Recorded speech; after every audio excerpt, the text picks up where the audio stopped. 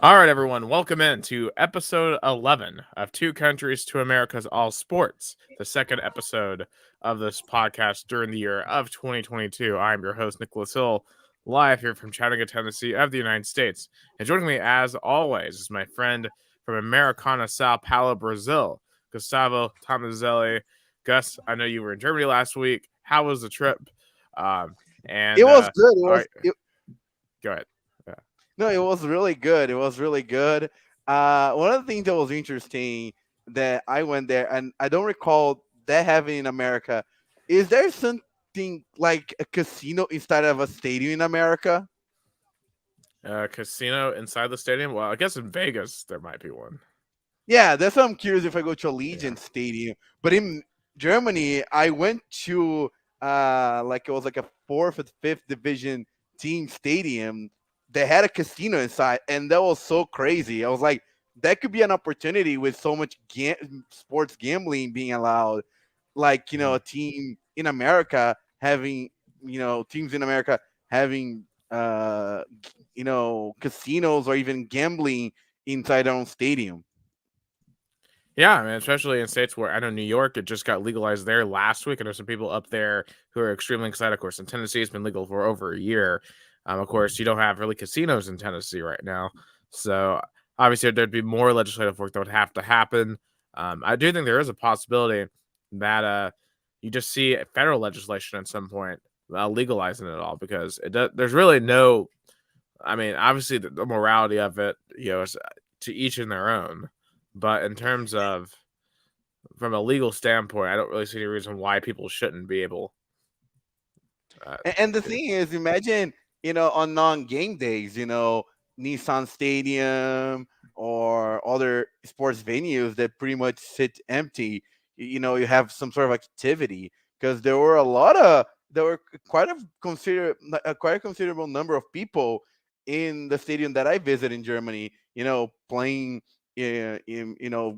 Playing gambling and in a casino. And then it was funny, the smoking area was literally uh, to the side of the stadium. It's like I could see the whole stadium through the smoking area. So that was one of the interesting things they did in Germany. But I'm back here in Brazil, in Americana, rainy Americana, by the way, very rainy this week, but ready to talk some sports. And we have an interesting topic to open our podcast tonight. Yeah, of course, it's very cold here in Chattanooga. Might see some snow this weekend finally, but we'll have to wait and see on that. Here, of course, it's winter in the United States, summer down in Brazil. So we're experiencing two very different weather patterns. But to kind of open up the topic here, and this will kind of feed into the first American topic, coach instability. And how important is it in sports? Because we thought about this topic in lieu of all the NFL coaching changes. I believe 5 different teams this week fired the coach because Vic Fagiano from the Broncos, Mike Zimmer with the Vikings. You had Matt Nagy from the Bears get fired.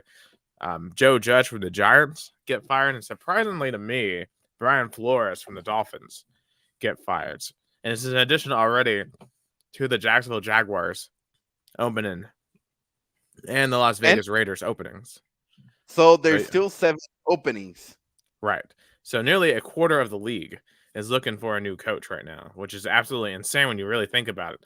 I mean, if this were college football, that's like um, 30 teams, which is what happened this past year. I believe there was something like 30 teams had a coaching change.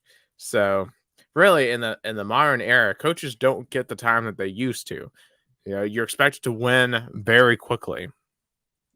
There was no such thing as a rebuild anymore, and we do have to ask what how important is that? Because I don't know what the situation is like in Brazilian soccer, but it just seems like, especially in football these days, coaches aren't getting the time I think they need to rebuild their teams.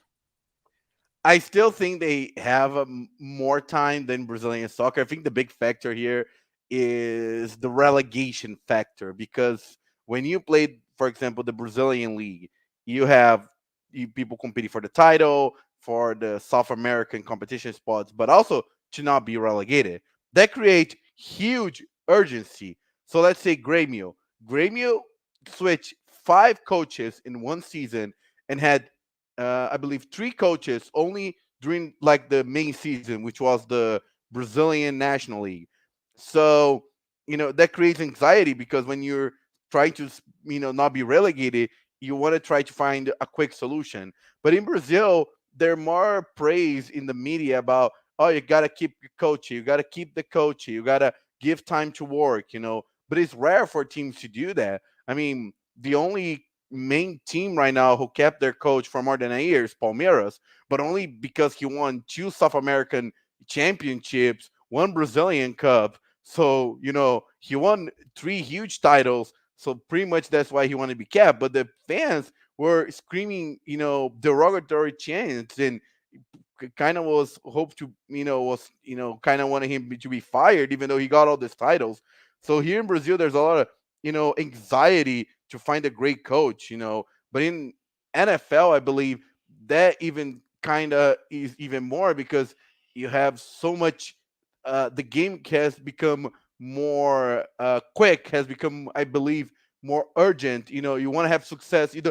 I don't believe that the fans are having so much patience for rebuild anymore. Right. I mean, we live in an era of instant gratification. People want to be satisfied now, and that's not always possible. Only one team can win.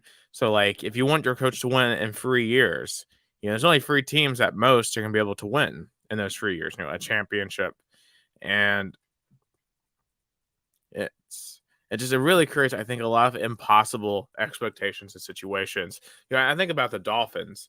A couple of years ago, people were expecting them to be winless, and Brian Flores comes in, makes them competitive.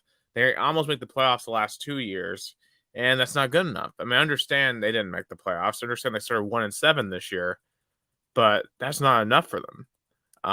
And for a franchise that hasn't been a contender in decades. The last time the Dolphins were serious contenders was with Dan Marino. And last time they won a Super Bowl was all the way back in the 70s. So, I feel like when it comes to expectations for your coach, it all has to be relative. Obviously, we both went to, well, at least we both covered the University of Tennessee, right? And I feel like this is where it gets really tricky, is when you have a program of any type or a franchise of any type that has history that used to do really, really well, but maybe doesn't. It's really hard to readjust fan expectation back down to the mean. Because I think at this point, most Tennessee fans are no longer expecting like a national championship every single year like they used to, and are no longer like hiring to run off a coach after 2 to 3 years just for poor performance. I mean, obviously, I know Jerry Pruitt got fired after 3 years, but that was more for the off the field situation. He wouldn't have gotten fired if that situation had not happened. But it's going to be really hard. I think a program like Florida State right now is where Tennessee was like 10 years ago in terms of they can remember winning a national title 7 years ago. They used to dominate the ACC. But now, if Mark Novell doesn't make a bowl game next year, he's probably getting fired, and they're going to be looking for their 4th coach in like 6 years. So it's all relative. But like a team like, for example, the Detroit Lions, like Dan Campbell going 3-13-1, 3-13-1 this year, but being competitive in a lot of the games is seen as a net positive for the Lions because they've been so bad for so long. So, like it's like if think about James Franklin, for example, at Vanderbilt a couple of years ago, wins 9 games back-to-back years. I mean, Vanderbilt overall has like 5 9-win seasons in their history, at least since they joined the SEC. So him having half of those, he was seen like a god there.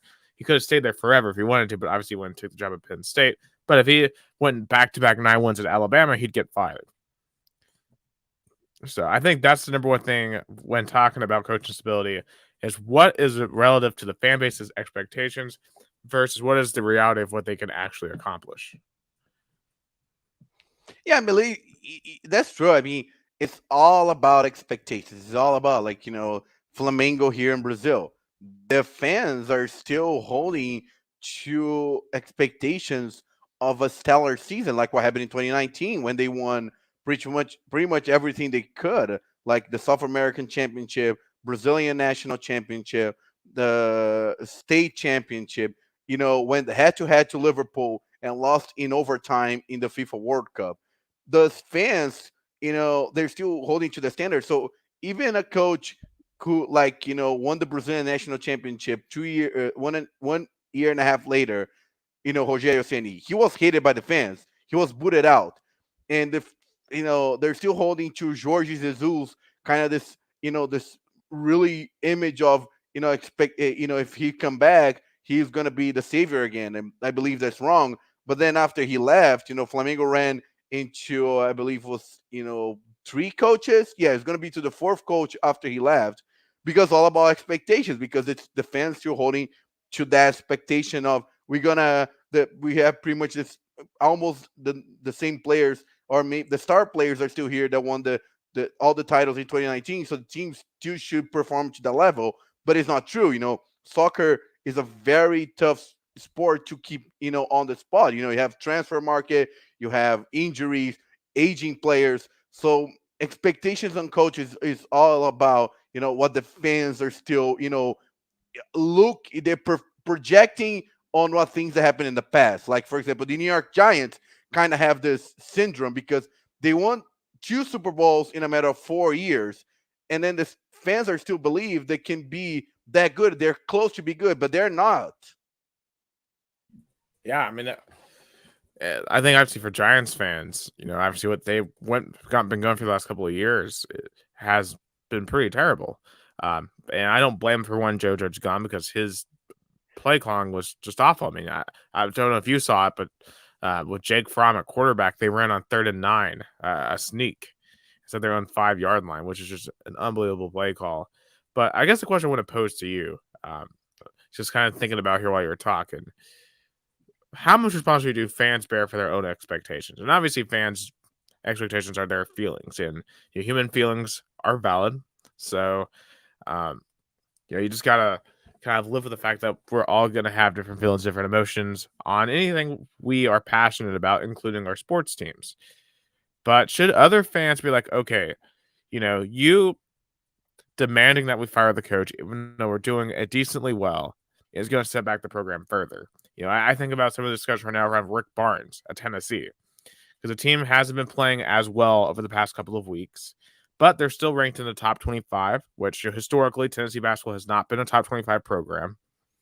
And we got more talent right now than we've had at virtually every other part of Tennessee basketball history. Obviously, I'm frustrated with some of the things with the basketball team, in terms of the offense especially, but still the defense is pretty good. And you have to ask yourself, okay, yeah, it's not going perfect right now, but who are we going to get that's going to make it better? And I feel like in a lot of situations, there's very rarely someone that's going to make it better when the person you have is competent enough. But once again, is the fan base going to accept that? Like take like a Wake Forest, this season they had last year was incredible for them, and Dave Clawson doesn't need to win a national title at Wake Forest because they never expect to win one over there. But at Tennessee, you're expected eventually to win a national title in football because it's SEC, you got all the budgets in the world. So right now, it's the love affair with Josh Heupel right now. But I'm curious to see if he can't win a national title in the next couple of years, even though really it's not realistic to expect so, especially after Georgia won the SEC, the national title the other night. And I'm going to get into why I think that's really bad for a team like Tennessee later on. But I am concerned that despite him bringing back a lot of excitement, it's still not going to make some fans happy enough because they want to be Alabama, they want to be Georgia, but it's really hard for everyone to be the crop of the sport, and sometimes you got to recognize when you're not. Yeah, I mean, it's, I think in America have the luxury in all the leagues that you don't have relegation. So the coach, even let's say Dan Campbell and the Lions, he can do poorly, but the Lions are always going to play in the NFC North in the NFL. They're not going to go to like a second tier or the second level of the football league. He's going to stay there. So only, if he stays in that level for 2 or 3 years, like maybe what Joe Judge did, then you don't see progress. Then you kind of, and even let's say in American sports, mostly in football, you can turn around a program like that if you have the right coach and the right quarterback. College football, Nick Saban, Alabama was irrelevant in the 2000s. 2 years later, 3 years later, he was already winning national championships. Was just like that. In uh, Tampa Bay Buccaneers. No, Tom Brady went there. They won the Super Bowl. So in football, even basketball, let's say, if you have the right star player and the right coach, can win. But in football, soccer is so collective that you really need a good coach and a good like 5 or 6 really good players to turn around a team. And even Grêmio is doing spectacular in the last 5 years. All winning, great titles, always being competitive in the Brazilian Cup, in South American Cups, and then one season they didn't do well. They were relegated. So in Brazil, you see, 2 years ago in their Libertadores semifinal, they're in the top four in South America. And this season, they were relegated to Brazilian second division. So in soccer, can go really down very quick. So coaches have to be dealing with that urgency. Definitely. I mean, and just the financial implications of that as well are something that all those clubs have to consider. But I think on the flip side, though, in American sports, since there is no relegation, I think you see a lot of teams that are able to try exotic things. Like when Paul Josh was at Georgia Tech, he was able to do his triple option. Mike Leach, the air raid, anywhere he's been able to go, he's able to have time to go and install that because they're not worried about being relegated. And that does give you some more flexibility and gives the coaches more flexibility. But yeah, in those situations where you're worried about relegation, I do feel like that puts the coaches in a big box, essentially because you don't want to stray off too hard, because if you really screw up and get your team relegated, you're not going to have a job. But at the same time, you're not going to be able to try something that maybe slingshot you up to the front and gives you a shot to finally compete with the big boys. And it was funny. 3 out of the 4 teams that were relegated, they switched coach at least twice this season. And it was funny that the Brazilian Confederation tried to implement a rule that only allow one-time firing during the season. Like you can only fire the coach once throughout the whole Brazilian league season. But they say, oh, there's a loophole if both, in a common agreement decided to part ways, then it's fine. So what happened? A lot of teams were like, "Oh, we are parting ways in common agreement." Like, but everybody know you wanted to not use the one fire, the no to not use the fire clause or the one time firing, thing that you have for to think in the future, but you're already thinking about, oh, if this coach that I'm bringing doesn't work, I need to fire him and hire one another quick time for urgency, because those teams in the bottom, they can't think long term. They need to be thinking about survival. Actually, that rule is really weird because, okay, so what if say you fire someone for performance, but then the next guy you hire like commits a crime or something, and you need to fire him? Is there like an out clause for like, legal reasons to fire someone? That's a great question. I never thought of that. I mean, that's true. I mean, I have to look better into that rule. I believe I probably there'll be a loophole, something like, oh, we common part ways due to the, like, they'll come with some sort of a, exception or something. I wouldn't be surprised, but that's a great point. Of course, I don't remember the last time a coach was involved in some extra field kind of, like an extra field, some sort of a trouble. But that's true. Like, but but what do you think the NFL? Do you think the NFL should have some rules like that to limit firing, or do you think they don't have to be worried about that now? Well, most teams aren't going to do more than one firing in a season, so I don't really see it being the point. And I think teams should be allowed to make changes when they see fit. I mean, look at Jacksonville and Urban Meyer. Yeah, you have to give credit to the Jaguars for realizing very quickly that that wasn't going to work and cutting their losses and moving on. Especially when Urban Meyer was going around and doing the things that he was doing, like cooking players, skipping out onto team plane rides back, and just all other kinds of misery that he was inflicting on Jacksonville. And it was about expectations too, because he arrived as some sort of a guy who's gonna, create excitement in Jacksonville, who's gonna bring fans into the stands, who, is gonna create some sort of you know, excitement with Trevor Lawrence and even Tim Tebow, and nothing worked. Yeah, you're absolutely right. Nothing worked. So I don't think NFL teams should be prevented from making that type of change, or any football team.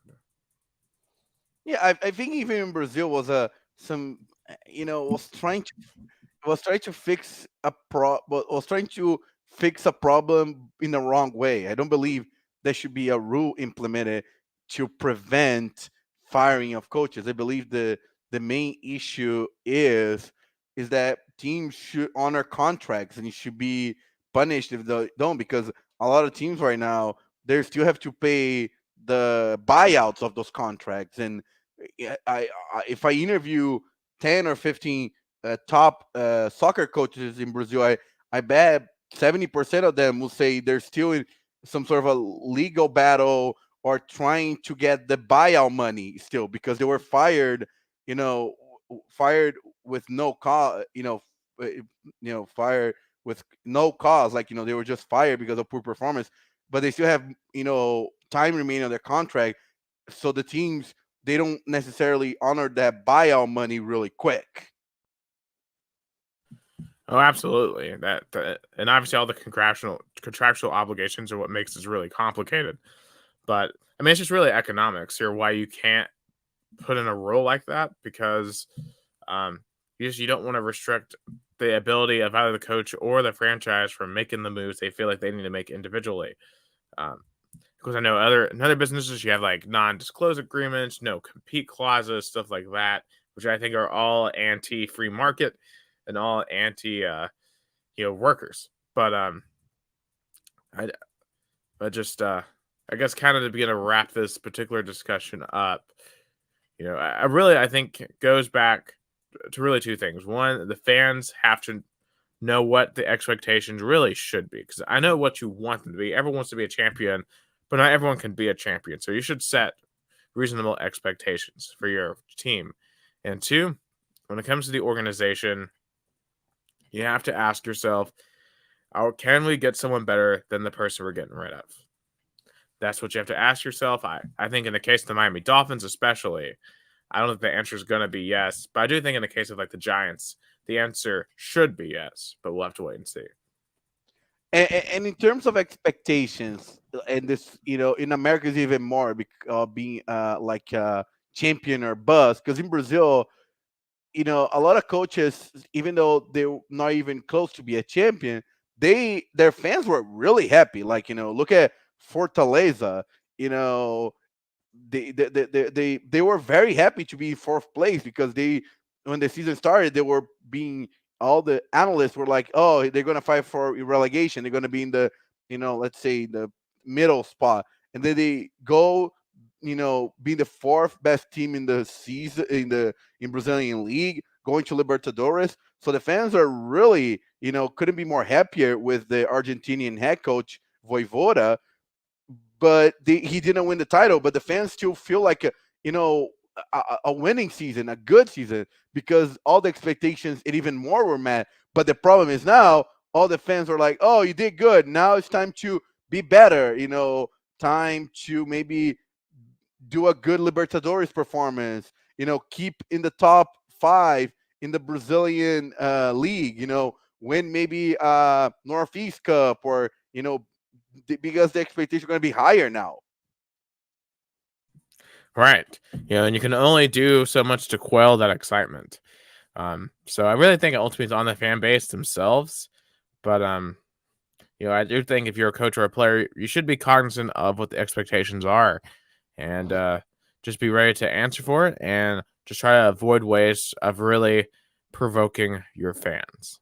So that's really all I have to say on that topic. No, yeah, And of course, a head coach is only one piece of the puzzle. Like, especially in football where you have, in Brazil, the head coach is more like a motivator, more like a father to the players. In America, the head coach is some sort of a CEO of the whole if on-field operations. And in college football, even on off-field operations, why Jerry Pruitt got fired, of course, he had a poor performance on the field, but mostly is because of off-field irregularities of his assistants because he didn't had a good oversight. So in America, the role of a head coach is so different than in Brazil, I believe. Right, which definitely causes different expectations. Like I guess in South America and Brazil, it sounds like the judges are going to be coached more on how they relate to their players versus here, where it's all about efficiency. How well are you running the organization? Because we treat sports teams in this country like a business, and in many cases they are. So it's just really interesting to think about how different coaches are perceived and how that bleeds back over into the fans. Yeah, and I'm gonna talk about that will be on my my later my hot take in terms of like now this culture is coming to Brazil because here the coaches seem as this father and this father figure and even when the coach is like really friendly with the players, he's being called Big Daddy, Paizão, or he's being called brother like Parsa. So that's the nicknames of coaches, and I don't remember any American head coach in any sport being having those nicknames. Yeah, that's really interesting. I mean, there's been some nicknames over the years, but like Coach O is one, for example, who has a ton of character, but most really don't have that because most of them want to be seen as I'm in charge, I'm an authoritarian, no fun times here. But you still have it rarely in America. Yeah, and in Brazil, the authoritarian kind of head coach, a lot of people, seem to like it. Of course, when the results are good, but I think long term we're always cautious because here in Brazil, soccer players are so spoiled. They sometimes turn into those head coaches that are authoritative because they're not used to being kind of treatment because they're always being so spoiled and so you know people always treat them well. So I feel like there's some cultural differences and affects the performance of the head coach, in the sport. I definitely agree. It's the difference is just how the sport perceives them. It's all very fascinating. But just kind of beginning to transition over into just the NFL coaching changes. We've talked about who's gotten fired. Obviously there's a ton of uncertainty on which any of these teams could land. There's been some interesting rumors. I think about Jim Harbaugh potentially to a place like the Raiders. It's been a rumor. Lane Kiffin I, maybe to the Vikings. Uh, really crazy, but I mean the Raiders head coach, current interim head coach Rick B how do you say Bisaccia? I think it's Basalia. So Bisaya. He should be, I think, given another chance. He took a team that was in a midst of a chaos of a coaching fire, and nobody, even with Gruden, was expecting to make the playoffs, and he did. And if they can pull up an upset, during the weekend and beat the Bengals, then it'll be even more, consideration for to make him the head coach. I review. He's probably done the best job of any interim head coach since Bruce Arians took over in for Chuck Pagano in Indianapolis. And of course, that landed Bruce Arians an opportunity to be a head coach for himself. And we've seen how he's done at both Arizona and Tampa Bay. I think Basilia potentially has re-earned that right, of course, we'll see how he handles a playoff game.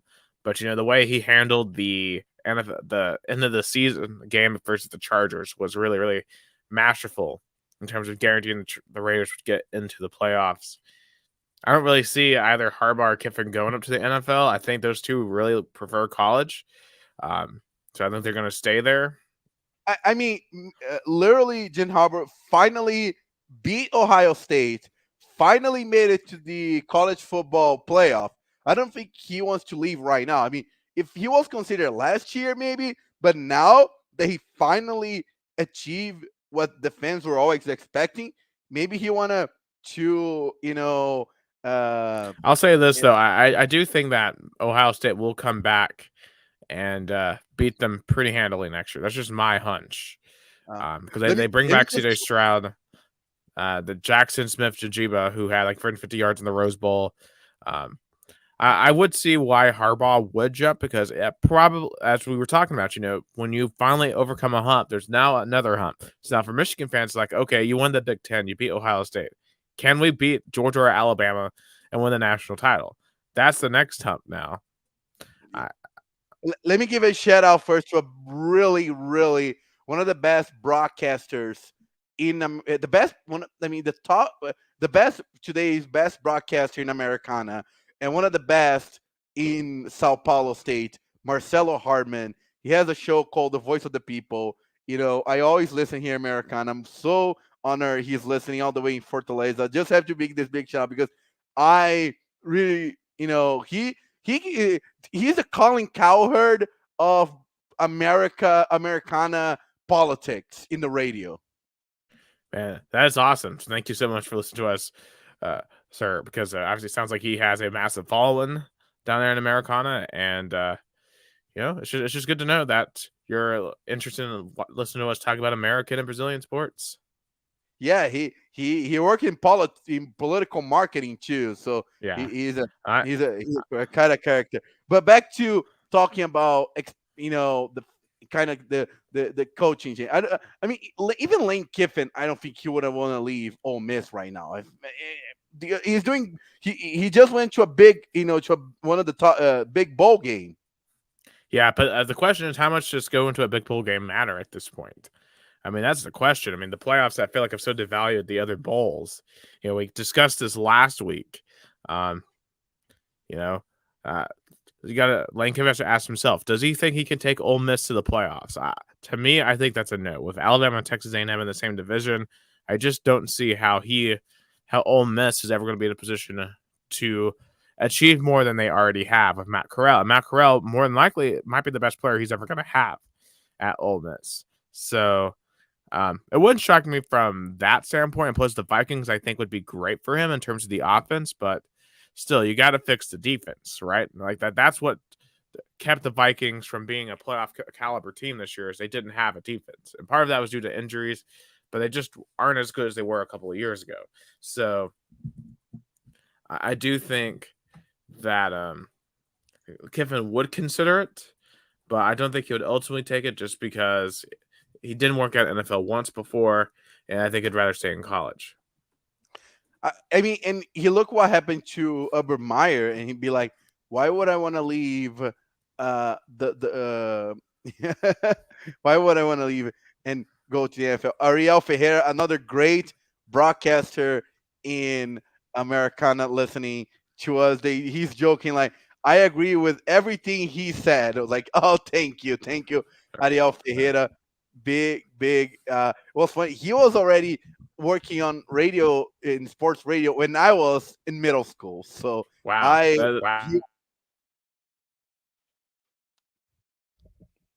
he was one of the guys I kind of look up to. But sorry to interrupt. Just those I kind think I of had a little bit. Are you listening to me? Oh yeah, I've got you. Just had a little bit of an issue there, but I think I'm back on. But yeah, cool that basically all the Americanos listen to us right now. That's pretty awesome. Oh no, yeah, I'm really, that's why I had to like give those big shout outs. But just to conclude my point, I mean, I feel like what happened to Obermeyer kind of pushed back a little to top college coaches to want to go to the NFL. I think they don't want to leave their stability and have to be on the urgency to turn around the NFL team because only teams that are so desperate like the Jaguars would try something like that. But I would have tried Nick Saban. I don't understand why no NFL team would just even consider Nick Saban for the job. I think they do consider Nick Saban for the job. I just don't think he's going to leave Alabama because he'd be stupid to. I mean, he is the outside of God and Bear Bryant. Nick Saban is the most revered figure in the state of Alabama.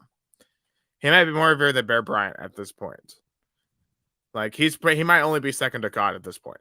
And maybe James Spann, if you know who that is. He's a famous weatherman from down there. But anyway, but Nick Saban isn't going to be able to go to any NFL team and have close to the level of adoration he currently has in Tuscaloosa. He's getting all the money he wants right now from Alabama. He has all the players he could ever want at Alabama. I mean, look, they lost so many players to injury this year, but yet we're a quarter away from winning the national title. He would be crazy to leave that. I mean, that is the ultimate situation. I only see he's doing that to prove that he can coach in the NFL. It must bother him. He's like dominant in college, but he still have like the 15 and 17 his tenure in Miami Dolphins, that he's still there. Oh, what if only if we had Drew Brees? He still thinks about that. Yeah, I mean, I bet he does because he's an extremely competitive person. But we gotta remember, he's getting up there in age. He's older 60s now. Maybe early 70s. He isn't going to be coaching for too much longer, like probably at most another decade, which sounds like a lot. But I just think that when you look at his family, they, at least from what you see on TV, and of course you never know what's really going on behind the scenes, they seem to be, happy with where they're at in Tuscaloosa with Alabama, with the best college football program in the country. And losing the other night doesn't change that. So I think it'd be crazy. I'd be curious to see maybe if like a Kirby Smart, now that he has a championship, will start getting interest from the NFL, at least from the defensive side. But maybe to me, he's out. Oh, I think. Yeah. Okay, I had it. Yeah, basically my point was, but with Kirby Smart though, I do think that he is, he's at his alma mater. I think he wants to really make a run at Saban. So I do think he'll also stay in college, especially as long as Saban's at Alabama. Saban versus Smart's always going to be the big time rivalry. No, yeah, definitely. And, and with those coaches kind of out of the way, and so many vacancies. So then you turn to offensive and defense coordinators. And I think with the trend right now of, of the 12 teams that made it, of the teams that made it to the playoffs, I believe only 3 had defensive coaches. So I believe right now the offensive coordinators are kind of on the hot market to be, kind of picked to be head coaches. Yeah, I think one guy to watch is Brian DeBall. He is the offensive coordinator for Buffalo. See, Josh Allen's really helped develop him. I think he's going to be a head coach. Just looking around elsewhere. Eric Bieniemy always been talked for a head coach position. Yeah, it's been shocking that he's never gotten a job. Brian Leftwich, offensive coordinator at Tampa, I think will get some looks. So those are just 3 of the ones that really stand out. Yeah, and there's going to be so much competition for this, because I say the 2 teams that have, I think the best job right now is Denver, because Denver has a viable team, a very good defense, and they only need a good quarterback.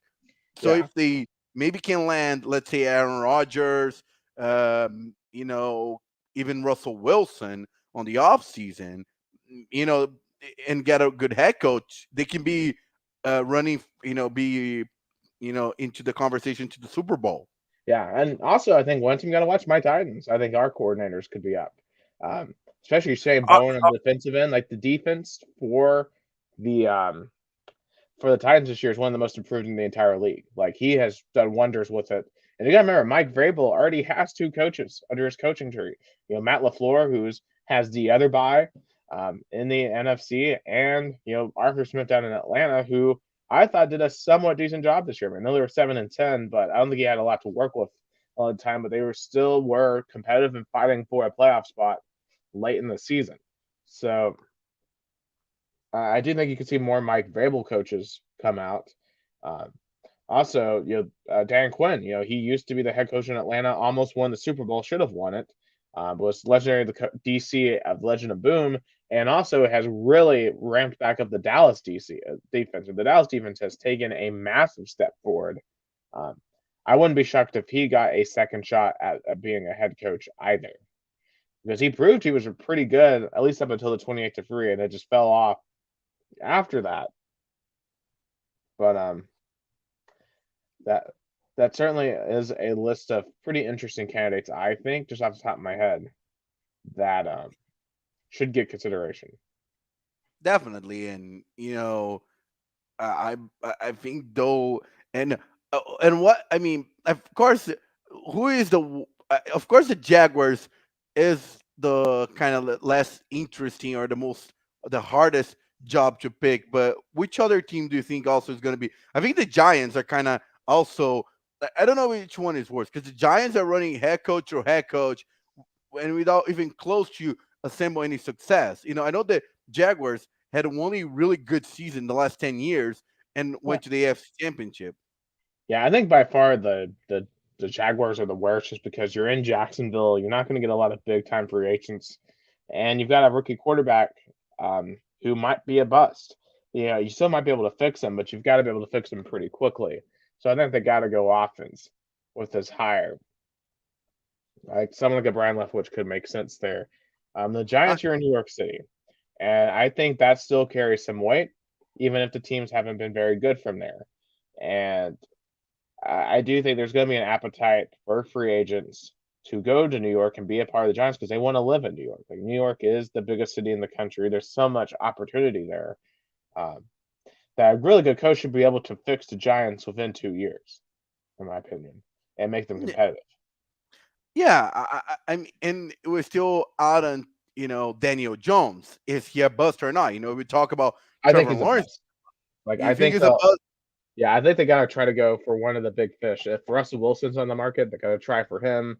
Um, Otherwise, just find a way to get to next year's draft and be able to draft like either Bryce Young or C.J. Stroud or maybe Hendon Hooker or someone like that in the first round next year. Yeah, I think Russell Wilson would consider the Giants job because he knows he is now too big of a personality for Seattle. He would. It's like when LeBron went to the Lakers. It made sense because LeBron was bigger than Cleveland. I think Russell Wilson now is bigger than Seattle, and if you go into the Giants, he would make his brand even larger. Which is crazy thing that Seattle's not big enough for Russell Wilson, but that's true. Because you're Seattle home and Microsoft, like Boeing, like that should be a pretty big market, but I think New York would be insane. Because remember, you also got Ciara too, so it'd be great Yeah, for great for his wife. yeah. So that's, I mean, they're such a power couple. They're so, you know, a, like a celebrity that's beyond sports, that I believe moving to New York, he would upgrade his brand not only as a football player, and if he has success in the Giants like LeBron had in the Lakers, he'll definitely be immortalized in New York. And I think Russell Wilson definitely be considering that. I mean, and it's crazy that he played for a New York team. He, I believe, I don't remember what exact season, but he sometimes played in the spring training for the Yankees. So Yeah. he has New York connections. Oh yeah, for sure. I think one of the most underrated factors, of course, one of the factors that got Brian Flores canned in Miami, was him wanting Deshaun Watson. And the organization didn't want Deshaun Watson. And Deshaun Watson is still out there. We don't know his legal status right now.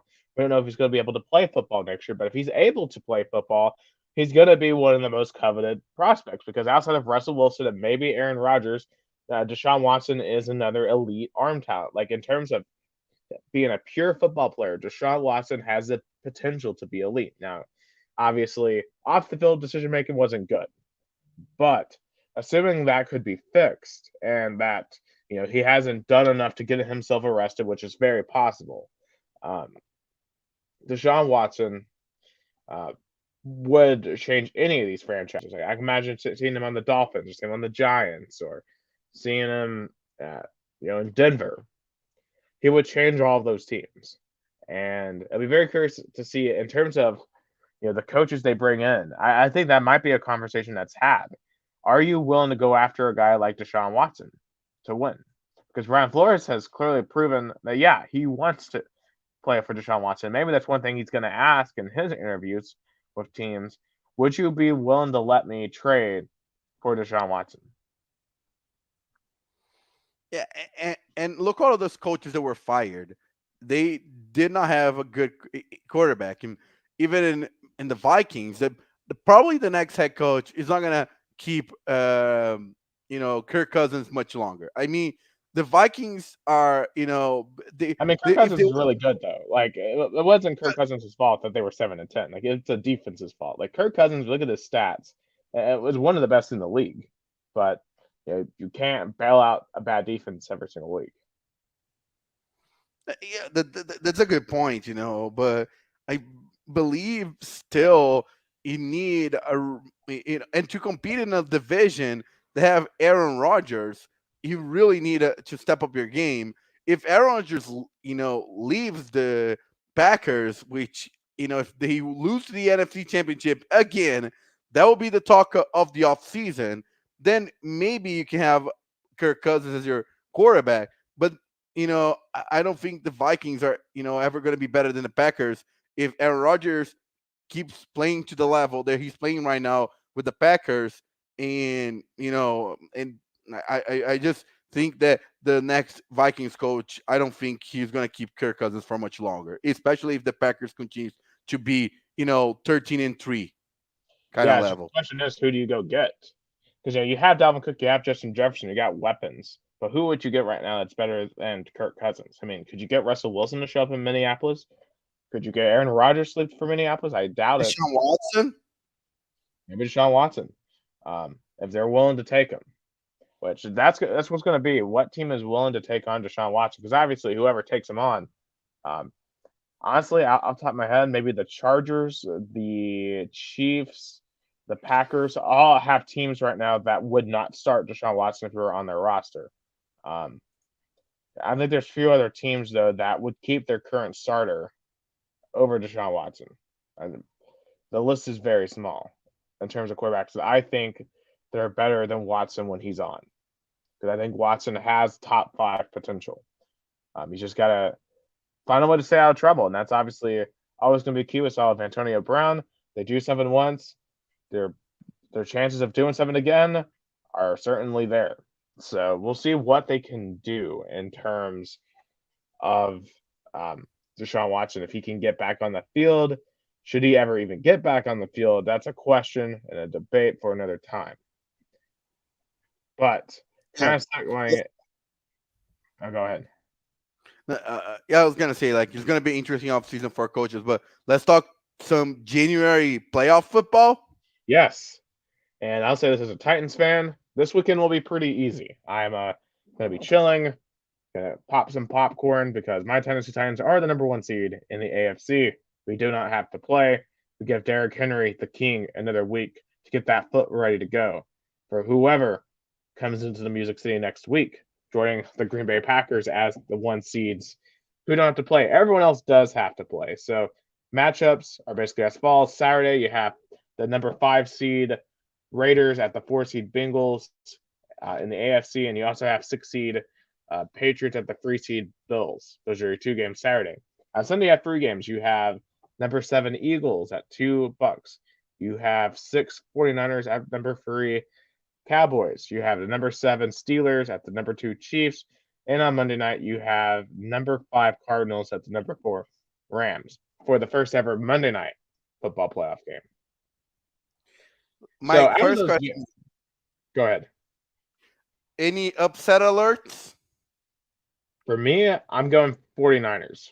I was going to say the same too. Yeah, see, because on my other podcast, Instant Review podcast, we all took the 49ers, which is starting to make me question that it seems like everyone's on San Francisco But are we all just taking the Dallas Cowboys for granted because they haven't been able to win in the playoffs in a long time? It feels like we're taking the Cowboys for granted. I mean, the Dallas are still favorite. The line is Dallas -3. So I mean, I don't know. It's starting to get dangerous. If everyone starts picking one upset, then it feels like it never really happens. Nor is it really an upset. But I do think that that game is going to be very competitive. I really like the 49ers' their scheme. Of course, Jimmy Garoppolo is the question there because he does take care of the football, but he's not elite. So, can he win a shootout against Dak Prescott? If it comes down to that, I don't know. That's the question. Now, the other game I'm really excited for, Patriots Bills on Saturday night. I think this is going to be a fantastic game. Both of these previous two meetings were really, really entertaining, and the weather might be iffy again. It's going to be like 0 degrees, according to my friend from Buffalo, Connor. He's going to be there, I believe, and it's going to be a frigid one.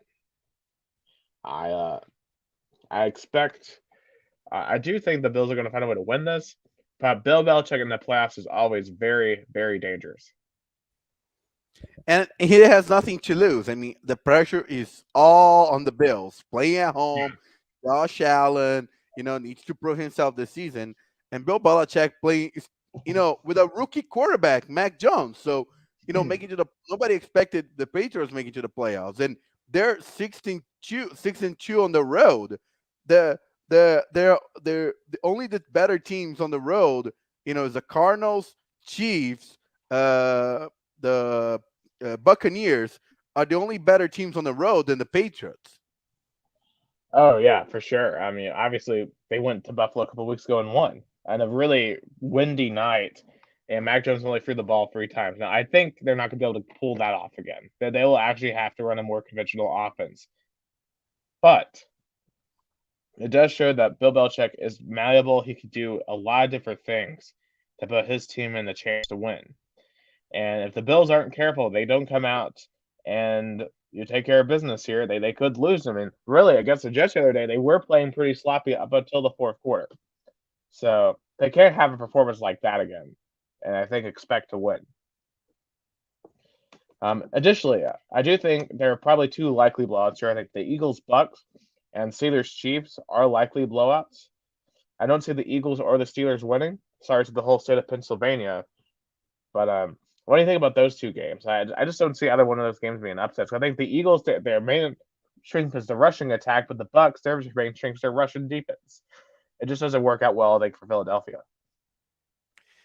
I think the Steelers have a better chance. It's probably Big Ben wants to prove he's retiring, but he still can play decent, and you know you never know. Mike Tomlin's defense are going to put a pressure on the Kansas City Chiefs, which this season has not been as consistent as the previous 2 seasons. So I believe probably I don't think it's going to be a blowout. If the Chiefs are still the favorite, and I'll pick Chiefs, but the Steelers are gonna, they're gonna battle. They're still the Steelers. They're still a team that again never had a losing season under Mike Tomlin. So they're gonna put up a fight. But I think the Eagles, I think Nick Sirianni did a tremendous job turning, the Eagles around after losing Carson Wentz, trusting Jalen Hurd. They made it to the playoffs. I think that's what they can do. And I mean, the Buccaneers are heavily favored, but you don't know, sports, and you never know the upset. But I think the Buccaneers they're so much better than the Eagles right now. But it still doesn't take the fact that Nick Sirianni did a tremendous job with all that he had to deal in the offseason. That is absolutely right. The Eagles are certainly one of the great stories of the season, and obviously Ben Roethlisberger getting one more game is really fun to see. Still can't believe how it happened. With the Chargers blowing the lead and blowing a tie game in overtime by calling a timeout. Just still can't believe they did that. Brandon Staley, we talked about this on the other pod about how he's just so aggressive, and he's always. I think some of his game management skills throughout the season cost the Chargers a playoff spot because the Chiefs game a couple of years ago or a couple of weeks ago, um, some of his decisions go for on a fourth down really cost them a win there, and then obviously Sunday night going, not settling for the tie that would have got them into the playoffs. So really, really cost him. And of course, obviously, to start all of this was the Colts losing to the Jaguars. And of course, the Colts friends of my life have been receiving all kinds of hell for the past 4 days due to their loss to the Jacksonville Jaguars, and just probably one of the worst losses probably ever in NFL history. And win and get in against a horrible Jacksonville team, a team that didn't have a pulse for most of the season, and their fans showed up in clown costumes to protest the fact that Jaguars wouldn't fire their general manager. But Carson Wentz really laid an egg, and I think there has to be some serious questions whether or not he can truly lead the Indianapolis Colts to a championship because you have Jonathan Taylor, you have a really good defense, but Carson Wentz really held the Colts back, and yeah, it's just really interesting, because a lot of the discussion in the offseason was Carson Wentz makes Indianapolis to a title contender, and now they're not even here in the playoffs. Despite because I saw this stat, it was crazy. The Colts led more minutes this year than both the Packers and the Titans, who are both the one seeds. And the Colts were more dominant throughout the season. They just couldn't finish games. And a big part of that to me is Carson Wentz. Yeah, and again, they're unsure about their quarterback, like what happened to Philip Rivers. And what's crazy that Philip Rivers were able to take the Colts to the playoffs, and Carson Wentz, was not. So that put up another big question. But still, losing to the Jaguars, I still can't believe that happened. We remember talking, about I think it was last episode about the unlikely scenarios, and that was probably the unlikeliest scenario of the last week Yeah, of. I never even considered it. Like, I did not think the Colts were going to blow. I mean, I know they had a losing streak in Jacksonville, but this Jacksonville team was way worse than previous Jacksonville teams. And this Colts team to me had been playing so well. For them to fall apart like this is still mind-boggling. Um, so yeah, it's gonna be a long off season for those who rep the horseshoes up in the Hoosier State. But Oh yeah, definitely. So, real quick before we talk about what happened in the Colts Stadium last Monday, picks Raiders or Bengals. I'm going Raiders. I do feel like Joe Burrow's not 100% because of the injury. I do think that the Raiders' the pass rush has gotten a lot better throughout the season, especially Max Crosby. They really dominated the other night. I really do think this team just has a lot of energy to them right now, and a team like this always seems to pull off an upset. I like the Raiders, and plus the Bengals are notoriously horrible in the postseason. But maybe Joe Burrow can fix that. But we'll see. I'll take the Bengals. I think they're ready. I think they're exciting. Playing a home game, a playoff home game, and it probably been so long, but so I'll take the Bengals. All right, so the Bills Patriots. Who do you got for that? Patriots. I'll take Bill Belichick pulling up set. You know, I think he's gonna come really like he wants. If there is a season that he wants to win in this one, imagine Patriots and the Buccaneers to the Super Bowl. I think it's Oh gonna God, be. I don't want that. I mean, it would be cool, but the just the narratives would be unreal for that game. But I don't think it's going to happen. I've got the Bills. I just think Josh Allen's going to be too much. I don't know what Mac Jones is going to bring to the playoffs. We'll see what Bill Belichick can cook up. I think it'll be a great game. But I think the Bills will pull it off. Eagles Bucks. I got the Bucks. I I mean, agree. they're so much. They're so still dominant. They're I think the Eagles came as far as they could this season. I'll take the Bucks. All right, 49ers and Cowboys. Ooh, as much as I really like the Cowboys to finally make it to a Super Bowl because I think the Cowboys are my second team. I feel like they deserve a team as big as the Cowboys cannot stay 30 years without going to a Super Bowl. That can't happen. So I'll take the Cowboys. All right. Well, since you finally chose the Cowboys, I'm going to choose the Niners. I have a feeling they're going to be. I trust Kyle Shanahan over Mike McCarthy. I think he's a far better coach, and I think that's going to really make a massive difference. And we'll see how guys like Debo Samuel and shout out to our guy, Jawan Jennings, who came up huge on Sunday for the 49ers. I think he could have a big player too that is going to help the 49ers pull off a huge win in AT&T Stadium. All right, And, Steve, and go ahead. and by the way, just real quick, how much 49er fans right now want change their minds in terms of Kyle Shanahan being kept as head coach? Yeah, I mean, I don't think I've ever really seen anyone want him fired. I know last year was rough, but it was more due to injury. Of course, you take him to us. They took them to the Super Bowl.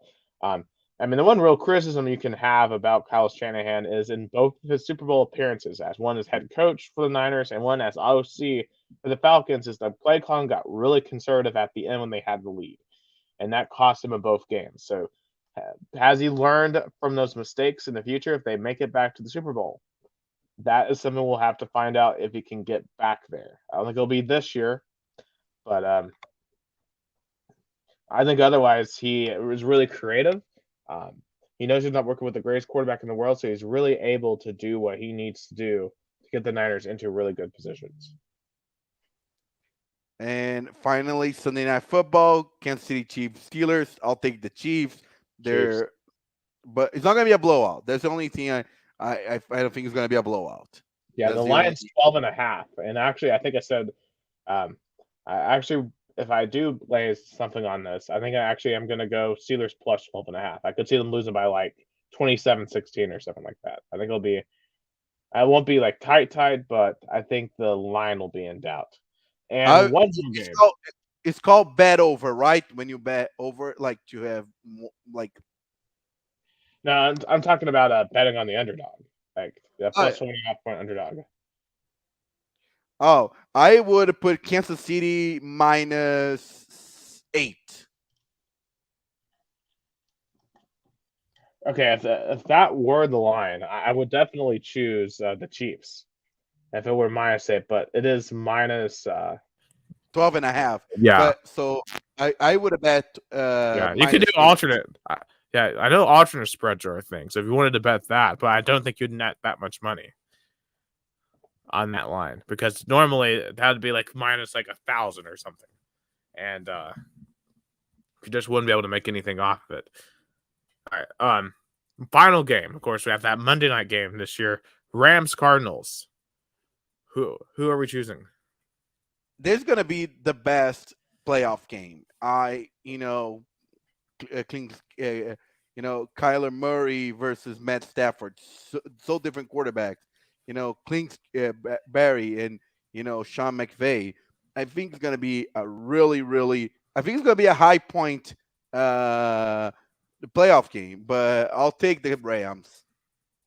See, I chose the Rams yesterday, but I've been thinking about it some more. I don't trust Matthew Stafford.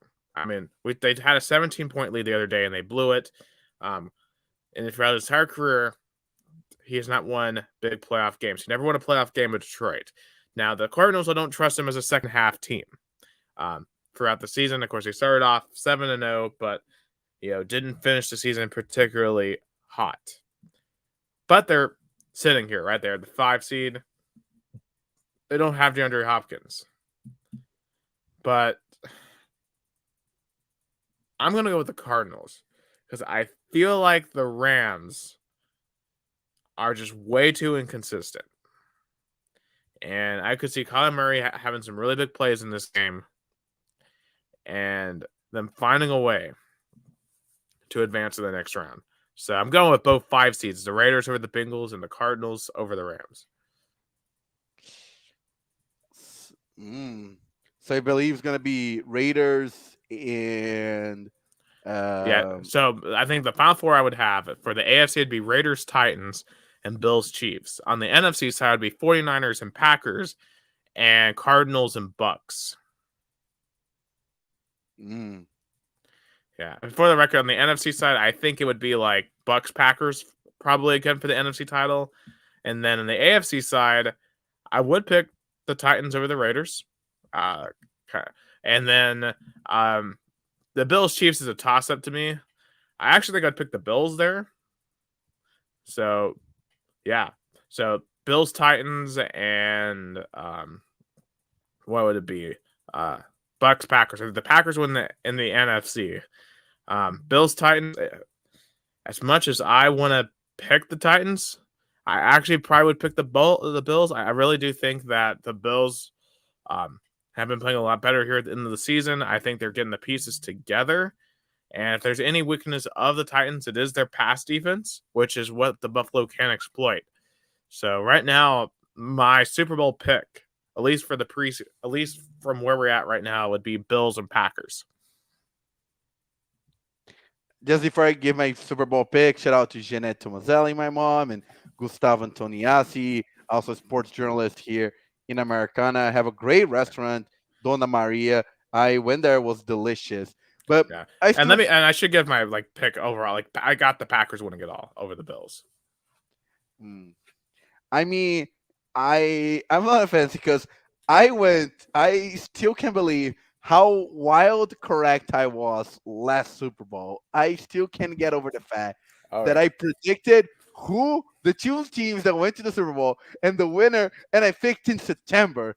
I mean, I regret so much not betting on it. But give the Cowboys and the Patriots, give the Cowboys and the Titans winning the Super Bowl. I know it's wild, great. I hope you're right, dude. If that happens, we have to get Draymond Fine on the show because Draymond Fine will be fighting for his life here in Tennessee if it's the Cowboys and the Titans.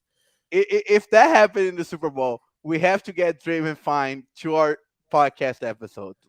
Definitely. A good friend of ours who worked at WTK, massive Dallas Cowboys fan. And there's of course I've got friends on a lot of these teams. I have a Bills friend, I've got Raiders friends, I've got Chiefs friends. So there's gonna be a lot of contentious games here down the stretch. I feel like for me and just for anyone because it's the NFL playoffs and that's the way it's supposed to be. So I'm excited though. It's been an amazing season, and I hope the playoffs live up to it because it's supposed to be the best football we see all year. But on the college side of things, the college football season is open.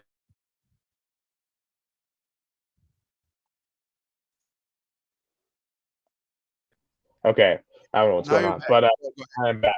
As it ends with the Georgia Bulldogs winning their first national title since 1980, which, as a Tennessee alum, someone who grows up on the Tennessee Georgia border, not the happiest about. 1980 was one of my favorite memes ever in sports, but unfortunately now it is dead because they managed to beat Alabama for the first time since 2007. Kirby Smart gets the monkey off of his back, and it's proven he can beat Nick Saban. With Stetson Bennett at quarterback, I still can't believe I'm saying that. I really did not think Georgia was going to win this football game.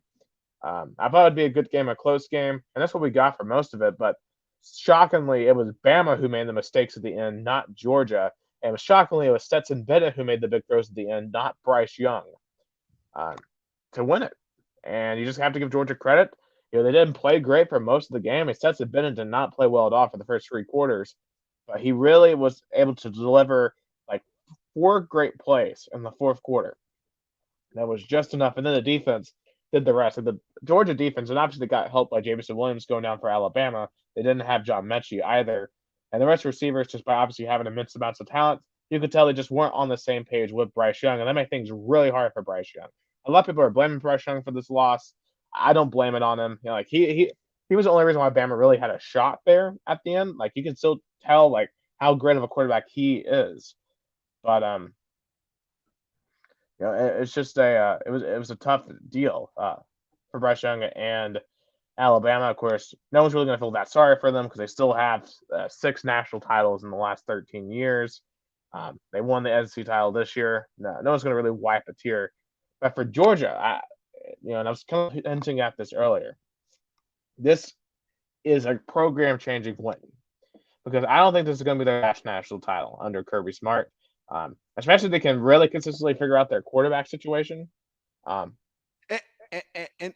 to get point is, I think this title is different than LSU national championship in 2019. Oh yeah, because then you had Joe you had Joe Burrow such dominant performance that you knew LSU was not gonna fight again. They were not gonna be a national title contender again. You know, but with Georgia, they didn't win because of a quarterback. They win despite not having a good quarterback. Exactly.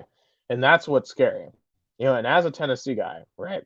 And also if you're a Florida fan, this should really concern you too. The SEC East, we're facing potentially what LSU and Auburn have been facing in the West now for like over a decade. Because Alabama has ran the West for a long time. We could be facing a situation where Georgia's running the East now for a long time. And I was hoping that maybe if Georgia lost this game, that Georgia would lose a little bit of momentum because they obviously are going to have all the talent in the world, but they still could not beat Alabama. Then there's going to be questions that were going to begin to be raised about Kirby Smart from both fans and recruits on whether or not he could beat Nick Saban. But he's done it. So now, there's nothing stopping him from winning multiple national titles. Constantly reloading on the defensive side. And really, he's got to find a way to evolve on offense. But if he can, and I think they were going to try to with JT Daniels this past year, but it didn't work out because of injury. Georgia's going to be a significant hindrance to Florida, and Tennessee especially, trying to come back. And obviously, with the Texas and Oklahoma coming in, we're going to have to see what the new 16-team format is like. But it's just, I think, especially for Tennessee fans, and I know a lot of them listen to this show, to me, I think it's going to be really difficult for us now to really come back because obviously we are far behind Alabama and Georgia, especially.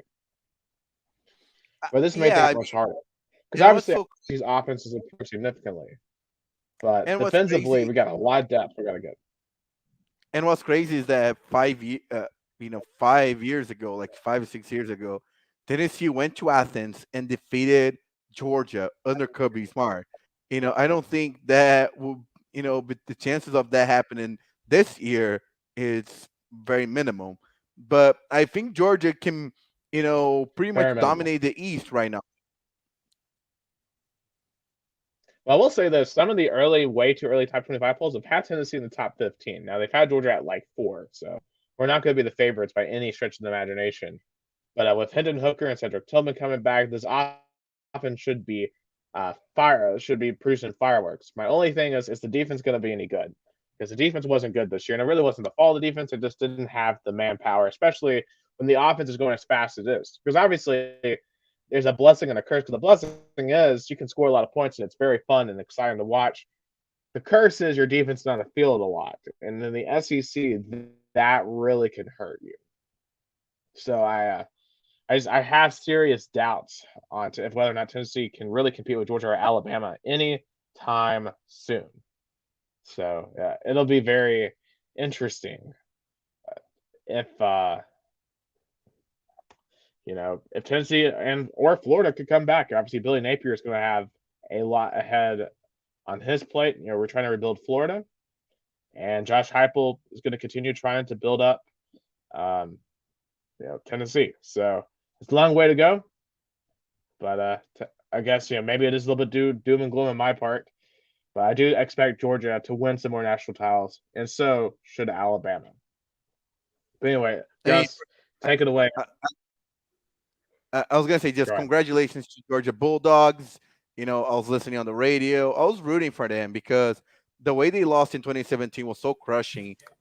I think, they wouldn't be fair losing like that again. And congratulations to the Georgia Bulldogs. So, talking some Brazilian sports topics, it's not much happening since we're in the off season. Only the Copa Sao Paulo de Futebol Junior, the youth tournament I mentioned last month is happening, and with under 20 players, and the season's gonna pretty much start for the teams in the 10 days. The Sao Paulo State Championship is gonna start the 23rd.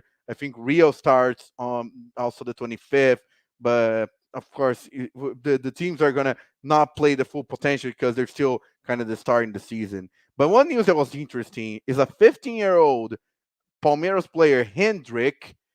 He is being one of the best players in Copinha, and he was already practicing with the main the top squad.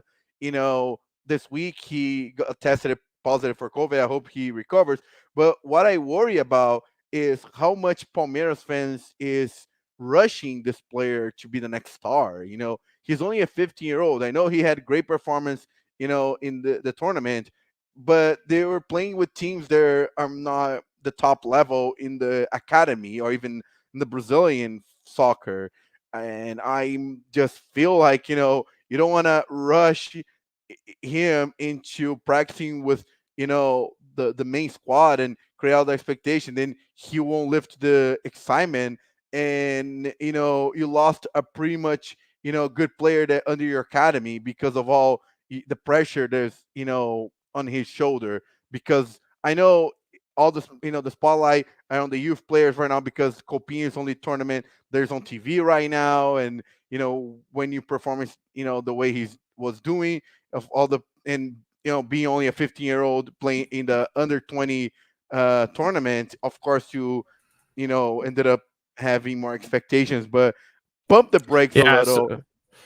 So I guess my question is, is he still going to school? Like, is he getting like proper support? Because for a 15-year-old, this is a lot. I mean, it's a lot for a grown men, and grown adults to deal with the limelight of being a professional athlete. A lot of them are going to therapists and stuff like that. But for a 15-year-old especially, I really hope he's getting that mental help, because that's something that could screw up a person. If you're not handled the right way. I mean, we see this all the time in children's entertainment. Just look at someone like a Demi Lovato and what happened to her, or so like a Lindsay Lohan. And I know it's a different industry, but still, soccer ultimately entertains people, right? So people look at their favorite athletes as entertainers, and for a 15-year-old, they're going to hold the same expectations to him they're going to hold to every other soccer player. And if he ends up stinking up the joint, that's going to be a lot of negativity for someone so young to absorb. And and according to the website World Sport, and there's British and Spanish teams kind of studying, in kind of thinking about trying to get him. Real Madrid, Barcelona, Man United, and Liverpool, they're already studying the best way to get the player. And he's only a 15-year-old. Imagine reading that article and be like, those teams, the top teams in the world is already interested in me. So that's what I'm saying. Like, I really hope he has a good support system and a good, and because in Brazil, like, in a lot of times in America as well, those players, they seem as like the salvation for those families. They seem as like, they need to go play in Europe, or they need a big contract so he can support the family. I think probably Hendrick's situation is not different than other players that, they're stars in Brazil. But I just hope, that Palmeiras fans and the media, because I was watching, like kind of like a new sports show, and all they're talking about is how great he is, how amazing. And I mean, he playing really well. He scored 4 goals in 3 games, and he was able to practice with the main squad. They're preparing for the Paulistão. You know, that's why I bring the topic right now, because so worried about, and I want him to do well, because if he play for the national team, that could be and Brazil needs to renew the team, needs kind of like new players, and hopefully he can stay on track. I hope he can be a good player, not only for Palmeiras but for the next Brazilian generation. Yeah, I mean, and that's just insane. I can only imagine, like, well, I mean, I guess this kind of happened with like Lonzo and LaMelo Ball a little bit, like with the Big Ball brothers, how they got all that attention back when they were at Chino Hills High School. But for them, it has actually worked out. Lonzo Ball is playing great right now for the Chicago Bulls, and It, LaMelo Ball is playing really well for the Hornets. but imagine a 15-year-old practicing, a 15-year-old quarterback just practicing with the Titans, Yeah. or practicing with, Yeah, but it couldn't happen physically. I mean, the only athlete I can think of off the top of my head that could have done this in the last 20 years, maybe LeBron. Like, LeBron yeah. was able to go straight from high school and average 20. Like, when he was 15, he probably could have averaged like 10 points a game or something in the NBA. But outside of like that, outside of him, I don't see any other athlete being able to compete at 15. Especially in No, football, I think it's impossible. no, and I mean it's in the the news. It's like, oh, maybe he should join the roster for the FIFA World Cup tournament. The Palmeiras is going to join next month. I think I will be against it. Like, maybe maybe joining one or two practice on the reserve squad, or maybe it's okay, but I don't think he should be already in the environment, because he needs to go some steps. He needs to play a good under 17 tournaments, under 20 tournaments, to get into the level. That's what I think that should happen. That's why I brought up this topic, because I think I'm probably the only journalist right now who I feel like should be that's talking about how much it should be pumped the brakes. Because all I on the news, when I talk, when I open the news about him, it's like, oh, Europe finds Hendrick. Hendrick is the new Romario, or Hendrick is a phenomenon for the size of Neymar. Hendrick Yeah. is so, And I do have a kind of a question to ask about all that, because it feels like we very rarely pump up a high level athlete. Of course, you got like Arch Manning right now, but obviously that's more because he's related to Peyton and Eli and Archie, and who are just some other random QB you would hear nothing about him. Like obviously, when it comes to Brazil, right? Soccer is the sport there. So like, if you have someone who's really, really good at that young age, I feel like it's only going to get amplified, because in America we have so many sports that we follow that I feel like it's really hard to fixate on one, phenomenal young player in one particular sport, because there's a million other young players we have to watch. But it just sounds like that because of it being that one sport, um, fixation, that it really just intensifies the spotlight on Hendrick. oh yeah, definitely. Brazil is such one sport kind of mentality that definitely plays a role into amplify any new talent. And it was funny that I broadcast the under 17 Sao Paulo the under 17 Sao Paulo tournament final between Palmeiras and Corinthians, and he wasn't even on the under 17 squad. Maybe he was being preserved, I don't know, but I think you know and even Holy cow! So Neymar. I just looked up like his like Instagram here real quick. Like, I mean, he's already signed to Nike. He has 244,000 followers. I mean, I think that's more. Yeah, Maybe I think LeBron James Jr. might have a little bit more, but I mean, that's right at that, yeah, because like LeBron James Jr. has, okay, yeah, 6.1 million, but yeah, but that's obviously a young superstar in the making. yeah. And again, a month ago, nobody knew who he was. I mean, he was just maybe the people that watch, maybe the people that like kind of knows Brazilian, youth maybe knew about him. But a month ago, not much people knew who he was. But now he's a star, and he was playing in the under 20. That's why he wasn't playing the under 17 tournament. He was playing in the under 20 tournament already. So that's why he was used to playing with the players that are 4 or 5 years older than him. But and I just hope he can stay on track, because he looks like a promising player. But again, I saw so many players that were so hyped on that like age, like 15 to 18-year olds. They were so hyped up. They were so like, that's the new Neymar, the new Romario, the new Ronaldo, and they turn up to be playing mediocrity and not having the career everybody expected. Right. Hold on. I'm going to check out a goal of his real quick. Let's see where it was at. Just because I have never heard of him until right now. So it's just it's really fascinating though, because obviously this is a guy who's probably not going to be a factor in a World Cup or in European soccer for at least another 5 years. So we're talking about late Yeah, 2020s, 2030s when he could be dominant. No, yeah, again, and he seems like a guy that he looks promising. But again, he only played in he won't be amplified right now because the youth tournament Copinha is the only thing that is happening in Brazilian soccer right now. So when a player does well, of course, get amplified because all the sports media, they're all talking about transfer market or the tournament because there's no professional soccer being played right now. So they only Yeah, can show you can probably highlights see my of the. facial reactions right now.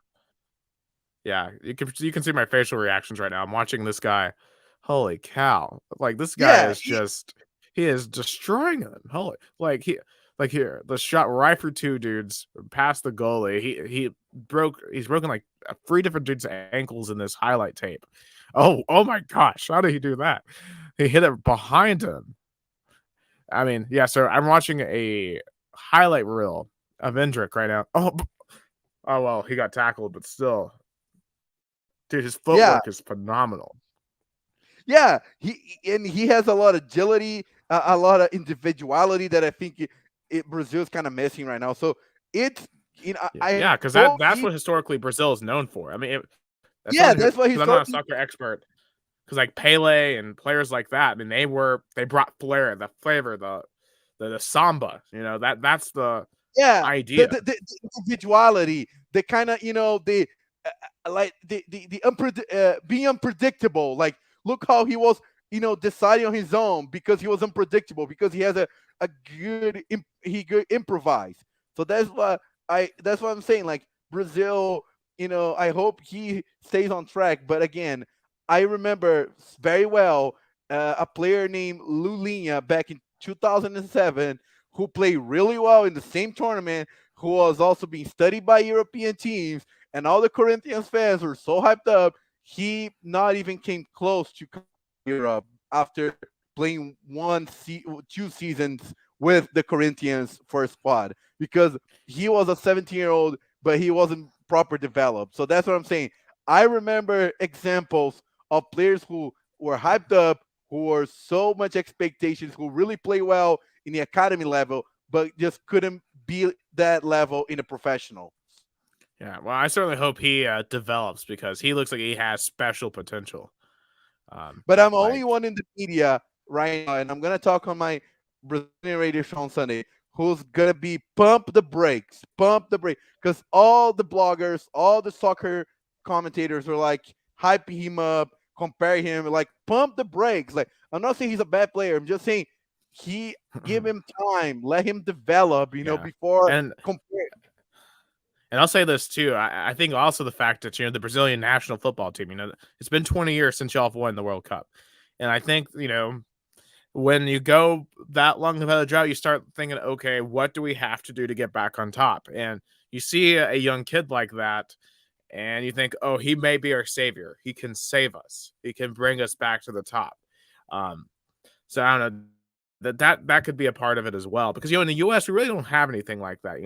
We don't get behind our basketball team like that. We don't really get behind our soccer team like that. Um, but in Brazil they do, Yeah, yeah, and yeah. Endrick could be a major piece of that in a decade from now. I would even say if he keeps like that, I'll even say 2030. Why not?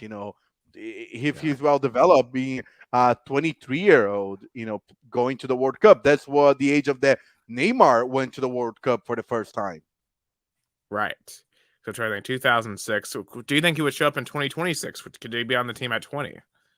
Only if he's like really playing significantly well in Europe. If Neymar in 2010 who was crushing in the professionals as a 19-year-old did not go to the World Cup, I don't think he will. Like I think I'll give him 2 World Cups for him. I'll give at least 2030. That's the if he stays on track and play well with the Palmeiras professional. I think he needs to have 1 or 2 good seasons, like Gabriel Jesus, that now is in Manchester City. He needs to look up to him. Gabriel Jesus was not very much hyped. But he played well in the academy. Had really 2 really good seasons for Palmeiras, the professional level. Then went to Manchester City, and now he went to 2 world. He went to 1 World Cup, and I would be surprised if he stays out of this one.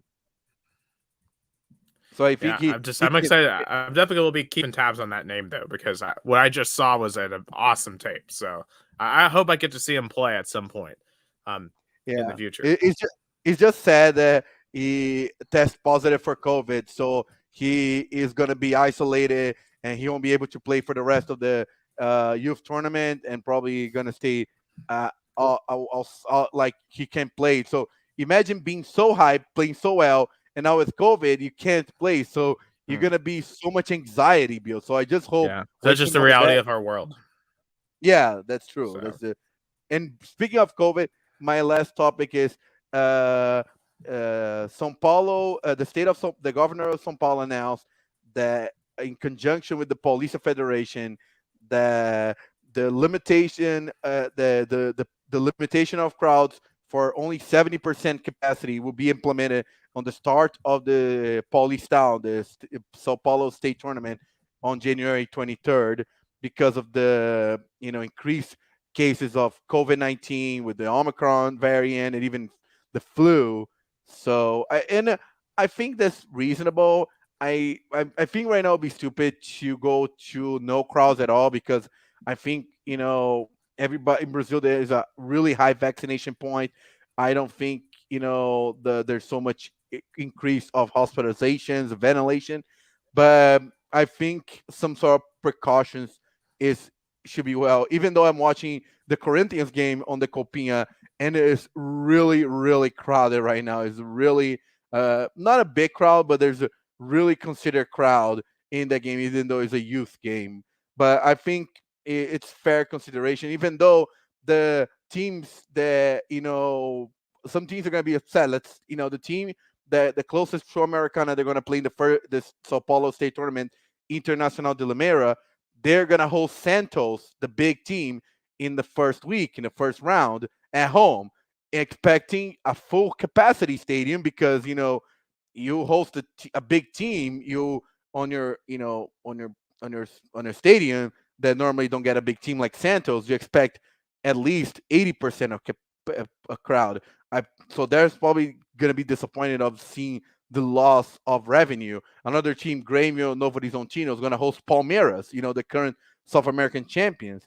Probably is going to be a big capacity game that they're going to have limited. So definitely the teams from the countryside are going to be financially affected. I don't think the big teams are going to be affected, because the fans of like Corinthians, Palmeiras, São Paulo, Santos, they already don't care that much about the state tournament. They normally goes only when there's like the rivalry games already, so I don't think it's going to be much affected on that side. But COVID starts already affected sports. I mean, I don't believe in America. The question for you, just to finish up our new set up our topics. Do you think in America, even though with rise of cases of COVID, do you think there's going to be limitations of crowd, or do you think this is gonna happen? nah, there's just not the political appetite for it. Despite how many cases there are, and of course there's varying reports on how serious the current surge is. Obviously there's a ton of cases, but supposedly the cases are more mild. But at the same time, we have record hospitalizations. But then, there's just so many factors when it comes to the Omicron situation. But I think at this point, these leagues can't afford to go back to the way they were before, which is certainly going to put strains. And you do have to wonder if, can we get to a situation where you have a lot of staff shortages? That could really compromise how many people could show up, safely. So there's just a lot to it, but I don't see that happening. Of course, the only real example in the last little while of no crowds is Vanderbilt. They decided to ban their student section from attending their home games for the next couple of weeks, while Edby, I allowing the think your general public to still microphone show has up. an issue. Your microphone, I think there's an issue on your mic. Let's We're see. on. Test, test, test. Yeah. All right, is that I better? No, here on my end it sounds like muffled, unfortunately. But uh, Is this better? it, not we're trying to fix that, but just to but I get your point. Like, and I just couldn't believe that Vendy did that with the student section. I thought the decision was so I did not I agree mean, it with just doesn't this. make any Eh, sense. The students are.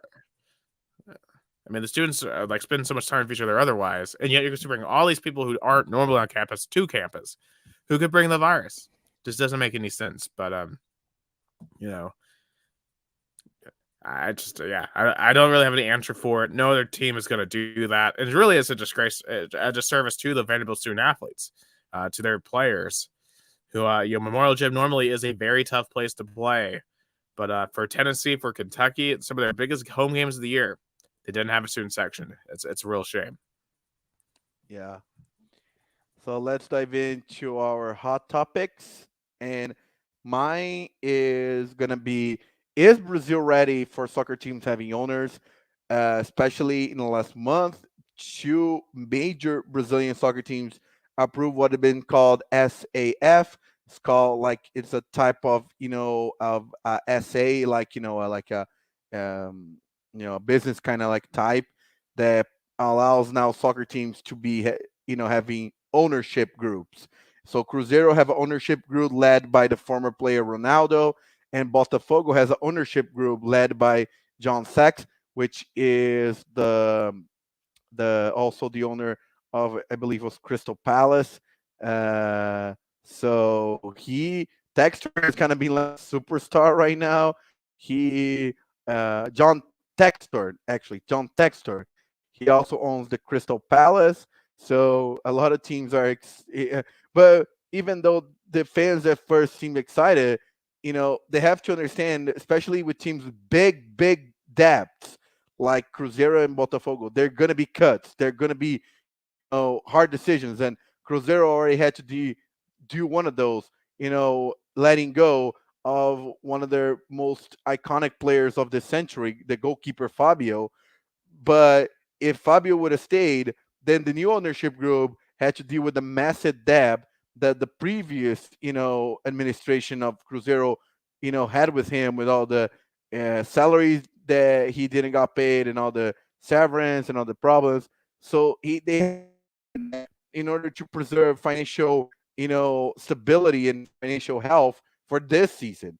And of course, the fans weren't happy about it. There were protests because Fabio was seen as like this kind of like a massive player, massive star. But I understood these decisions. Like when you take over a team, it has a lot of depth, and your new ownership group, you want to clean the house, and you want to bring your own coach, bring your own people, and this will happen to Palmeiras too. Palmeiras just elected Leila Pereira as a president, but she's kind of has now even be considered as owner because she was already calling the shots in the last few years because she is one of the main. She owns. She is one of the owners of the bank and the education group that has a big sponsorship in Palmeiras. But in my view, I think having owners in soccer is good, but fans have to understand there's going to be a change of mentality for what's happening in soccer and forever in Brazil.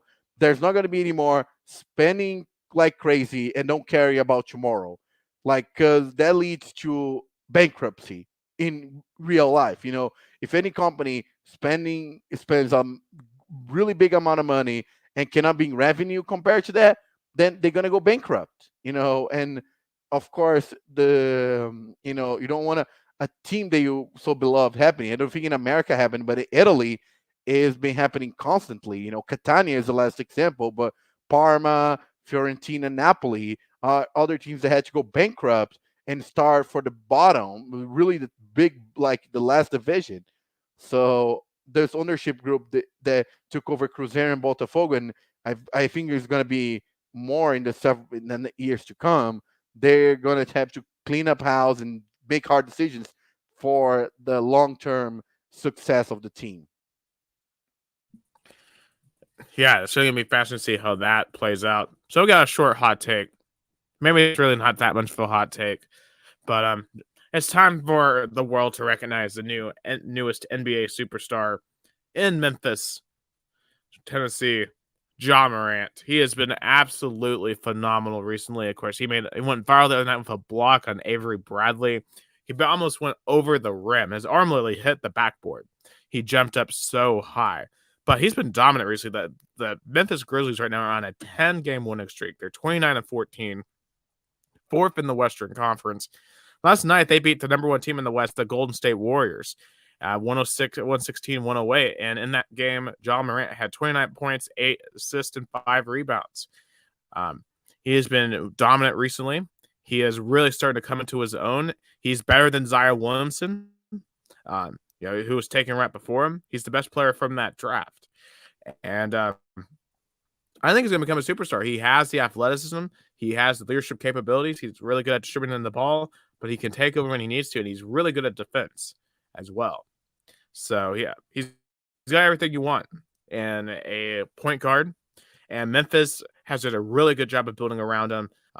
Memphis is going to be a fun team to watch. They're no longer just this boring, irrelevant team, that's predicated on defense. They've got an exciting player in Ja Morant, and we'll see what type of noise they can do in the postseason. I think obviously the Warriors and Suns are going to be the two teams to beat in the West. Of course, LeBron still is always going to be a threat when he's there. But Memphis is going to be fun, and Ja Morant is making them fun. So shout out to all my friends over in West Tennessee because they have a special player to watch for years to come. Before we go, also just want to say happy birthday to WTK 90.2 The Rock. It's their 40th birthday, on January 12th, 1982. They came on the air, and, I was very proud to be a WTK alum. I started there in December 2017. I left in May of last year, and I was so proud to be a sports director, an intern, a DJ, and most of all, a listener that I still am. So happy birthday to WTK. Yeah, absolutely. I mean, definitely gave us our starts in this business, taught us a lot, and we got a lot of amazing opportunities due to them. So thank you to Biddy Smith and everyone else at WTK, everyone we worked with at Rock Solid Sports, everyone who's still there, keeping that show going and rolling. Knoxville's best sports show, which is something that we can always be proud of, that we were able to manage that and build the show up into what it has become. So that's it for for Two Countries, Two Americas, All Sports. That will do it for Nicholas Hill in Chattanooga, Tennessee, United States of America. I'm Gustavo Tomazeli here in Americana, Sao Paulo, Brazil. Thanks for listening. We'll be back next week. Have a good week, everybody.